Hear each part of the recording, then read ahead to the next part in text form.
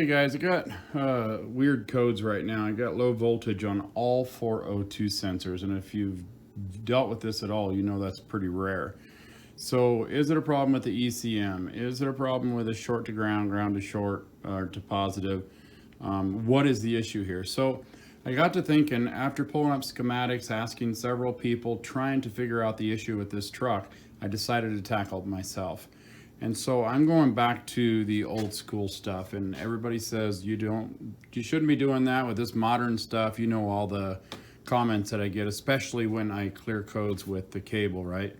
But anyway, so we're gonna do another old school trick here. If you've seen my videos, disconnect the positive cable or negative cable, it doesn't matter. Connect a test light to the terminal, and then stick your test light on here. And let's see if I got a good connection here. There you go. Now you see the light lights up and it's not even connected. If you see my other videos, you understand how that works. So we're just making the connection with the test light. However, that test light is not very bright. Check this out. So we go over here to the positive side. See how bright it is? I have a voltage drop. Somewhere there's a draw on the truck. Now, when you do this test, you want to make sure that your radio is off, that your lights are off on the inside, etc. Now on the inside of this truck, I have a radio light that would not go out. So what I did is I just pulled that fuse out. I found my radio and I unplugged it. So I know that's not the issue. Now, here's the tough part. One at a time, you pull a fuse and put it back.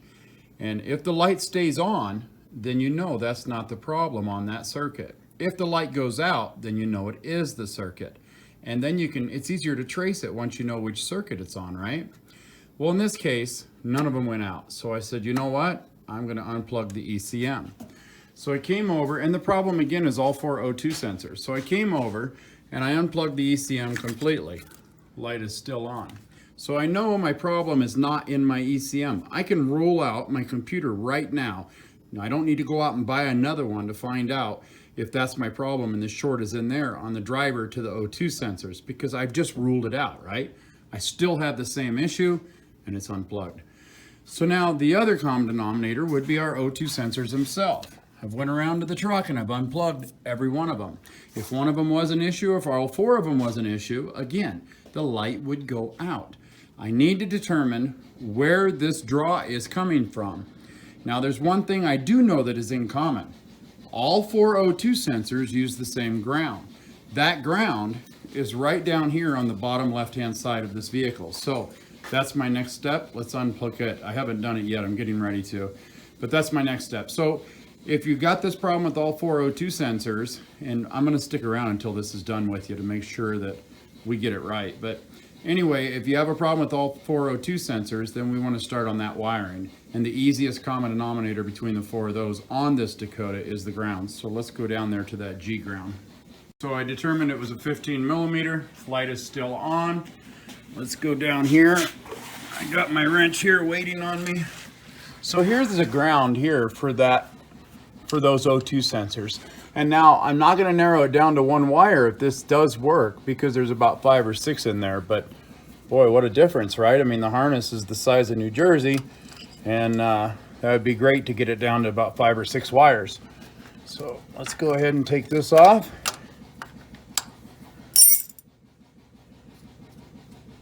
And if not, then you know there's 4 wires on the O2 sensors on this truck.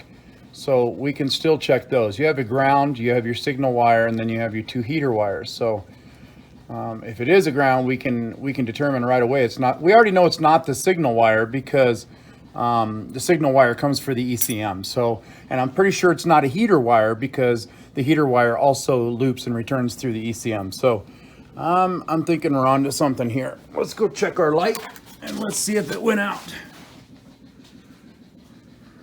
Nope, light is still on.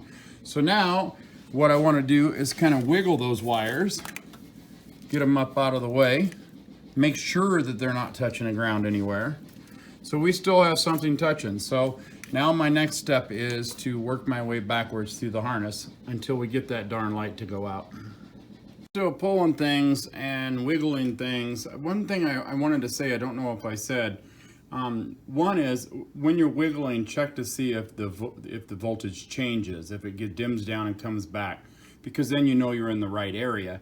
And two is when you're pulling those fuses one at a time, again, I have already done that, but when you're pulling those one at a time, always look to see if it drops down, because there could be more than 2 items causing the draw. You could have more than 2 problems, but you will see a flicker or a dimmer light when you pull one and put it back. It'll be brighter. So then there could be 2 things. Leave that one out, remember where it went, and then continue on until you get the other one, or even the third one. But either way, most of the time it's just one issue, one wire that's causing it. But make sure that you just look at it every time to see if it dims down. If you're not sure, use a voltmeter in the same process and just put one lead here, one lead there, and put it on volts. Don't put it on more than 20 volts. And then just test for that and see if the voltage drops from, 12.5 to 10.3 or 5. It'd probably be less than that because it's a dimmer light, so maybe about 5 volts. And if you see it drop down to 4, then leave that one out and continue on. I think you understand that. So let me get back to doing this. I'm also unplugging all the plugs and plugging them back in to see if I see a drop as well. Eventually we will find that circuit. That's the plan. I may have to split this up into 2 videos because I don't want this to be too long for you guys. And I think you understand the concept already if you want to tackle it. So if you guys do and you want to tackle it, enjoy. Thank you for sticking around. I'll stop the video here. I'll make a part 2 for all of you that are having O2 sensor problems with all 4 O2 sensors, very rare. Then stick around and we'll continue on with this.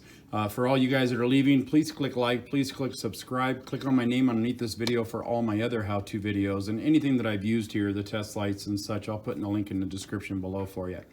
So, all right.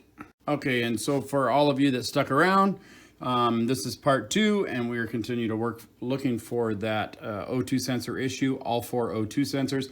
If you haven't seen part 1, I'll put a link in the description below for you to see where we started at with this. We're watching this test light to see if it drops. We've got it on the battery cable. The cable is disconnected from the battery, and we've got it on the battery cable, and we've got it on the lead. The vice grips are just holding the peg there. And we have a very dim light. It's about 4.5 volts. And which is about the draw that we have it on the O2 sensors at this point. I think we're at like 1.2 volts and we should be up to like 4.5 or 5, something like that. So it's a huge drop. I've disconnected the ECM. That tells us that the ECM is not the issue because we're still having the draw. I've unplugged my radio and my dome light that's on the inside so I don't get a misreading on those. Literally everything is off in the truck. At this point, I did pull a ground wire. If you're just watching this video, I guess I'm just doing a recap. If you want to see what all I've done so far, again, click on my name underneath this video for all my other how-to videos and look for part 1. So let's continue on. We are going to find this problem to this O2 sensor issue. Okay, so I've unplugged some more harnesses here, looking around. There was a couple Phillips screws on my fuse panel here, so I popped those and manipulated it a little bit. And I got up underneath and there are several plugs in there.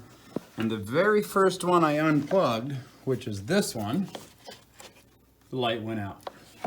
So we have narrowed it down to this little booger of a harness. Let's keep going. We're gonna get this bad boy. All right. Okay, so I am up underneath the vehicle. I had to pull the transmission. It's back here behind me, sitting on the ground.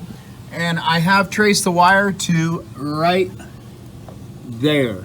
Can you see that copper showing right there? That's my short. It must have got pinched right here when the transmission was installed, or the engine was installed. So I found it. So I ended up having to drop the transmission to get to it because it was in this harness, and this harness is the one that went up underneath that fuse panel.